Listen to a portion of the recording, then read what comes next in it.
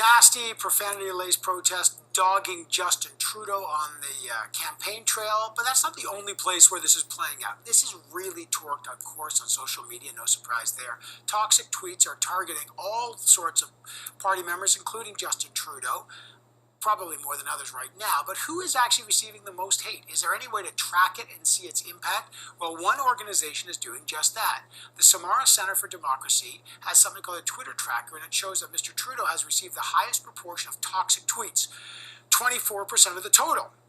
But get this, women incumbents of the Liberal Party face the most toxicity online, approximately 5 times more than men. Finally, 20% of the 356,000 tweets analyzed, yeah, that's the big number, were labeled as toxic. But just exactly what qualifies as toxic, let's find out. Sabreena Delhon is the Executive Director of the Samara Center for Democracy, and she's behind this program. Sabreena, first of all, great to have you here.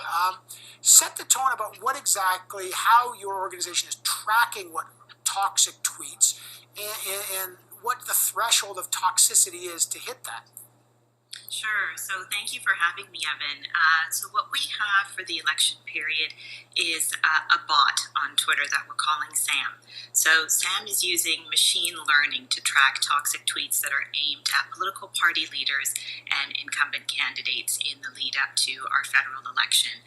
So SAM has the capacity to look at millions of tweets and assess how toxic they are. So that means being able to distinguish a tweet that is rude or maybe a little insulting from one that is threatening or sexually explicit. It's able to get a sense of the sentiment behind this message. And we feel that this is an important thing to be doing during this period because people are leaving politics, they're not entering politics, they're steering clear of political conversations because of toxicity online. It's a barrier to civic engagement. So the bot, SAM, analyzed 356,000 tweets. Between what period of time can it do that? So those results are from our first week. So that's our first week of results. To date, we've now looked at almost close to 1 million tweets.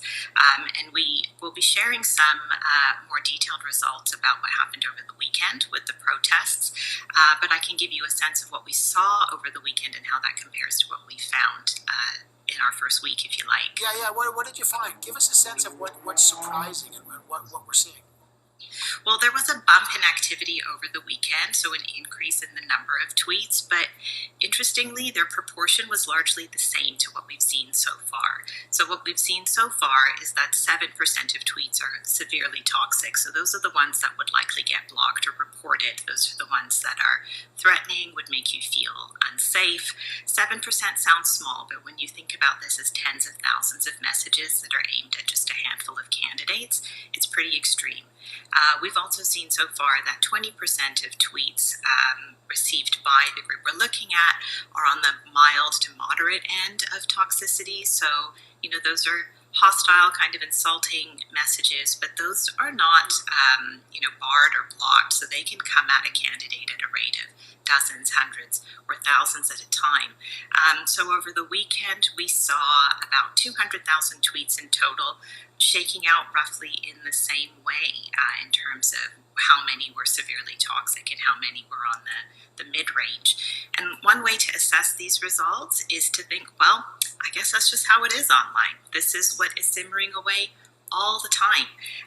And it can bubble over and cause harm in our actual lives, which shows us that we have to take this seriously.